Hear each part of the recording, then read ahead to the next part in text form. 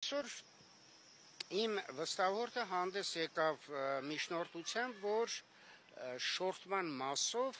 քրեական հետապնդումը դադարեցվի եւ քրեական վարույթը կարճվի, որովհետեւ շորթման կապակցությամբ քրեական վարույթ նախաձեռնվել է այնպիսի տվյալների հիման վրա, որոնք ձեռք են բերվել անհայտ աղբյուրից։ Ես թեպետ չհասցրեցի միանալ միջնորդությանը, բայց ես պետք է ավելացնեմ, որ ոչ միայն վարույթը նախաձեռնվել է անհայտ աղբյուրից ձեռք բերված տվյալներով, որը հիմք է տալիս արձանագրելու, որ վարույթը ի սկզբանե եղել է ապօրինի, այլև նախաքննական մարմինը թեպետ պարտավոր լինելով օրենքի ուղղակի պահանջելու եւ գործին կցելու այն առարկան, տվյալ դեպքում այն հեռախոսը, որից իբրև արվել են սկրինշոթ, դա չի արել։ Բացի դրանից, այդ հաղորդում ներկայացնող անձը սուտ մատնության համար փաստորեն չի նախազգուշացվել։ Այս 3 հանգամանքները միասին հիմք են տալիս արձանագրելու, որ այն գլխից, երբ որ վարույթ է նախաձեռնվել շորթման մասով, շորթման մասով վարույթը պետք է դիտել ապօրինի առ այսօր։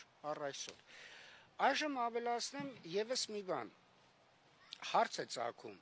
իսկ ինչու է ապօրինի հիմքով շորթման վարույթ նախաձեռնվել եւ այդպես առ այսօր շարունակ այդ վարույթը շարունակում է ընթանալ։ Ուրեմն եթե վարույթի նյութերը ուշադիր ուսումնասիրում ենք,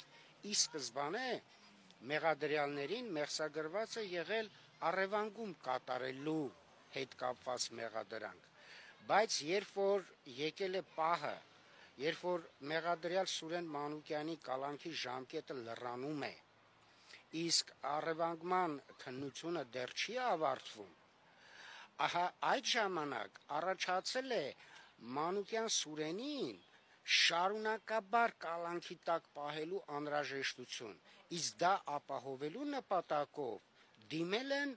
շորթման վարույթ նախաձեռնելուն, գնացել են այդ քայլին, որովհետև երբ որ նայում ենք, եթե առևանգում, ուրեմն գոնե միաժամանակ կամ օրերի տարբերությամբ պետք է որ լիներ շորթում,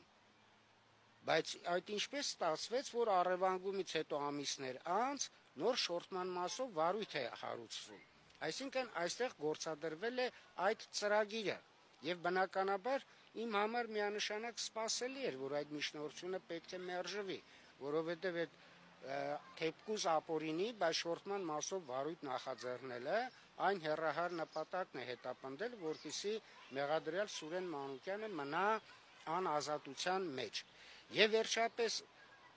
անցած օրվա եւ այսօրվա նիստերի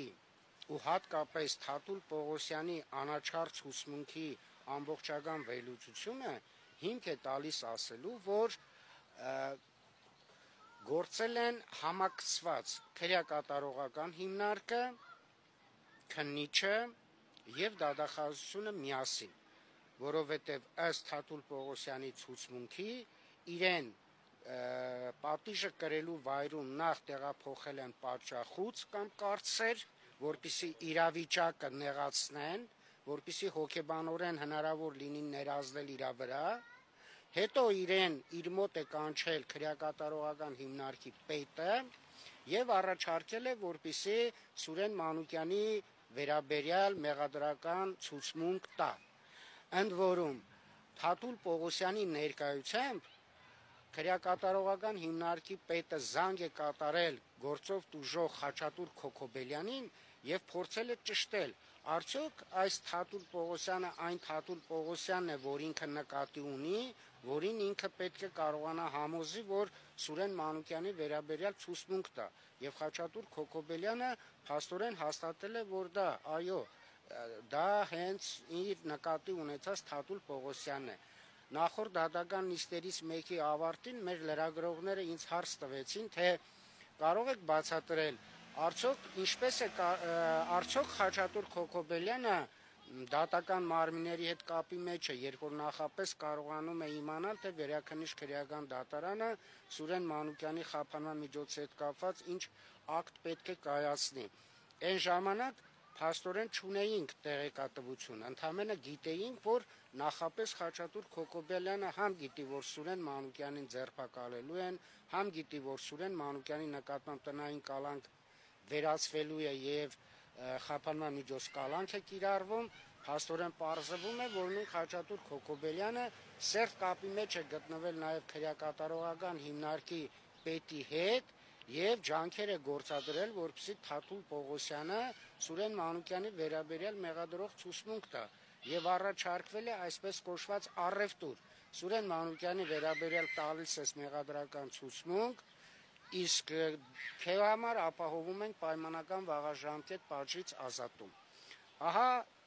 եթե հանրագումարի բերենք, սա է իրավիճակը, որը հիասթափեցնող է, որը մի անգամ եւս գալիս է հաստատելու իմ կողմից վաղուց տրված այն բնութագիրը, որ սույն քրեական վարույթը դա Հայաստանի Հանրապետության արդարադատության ամոթն է։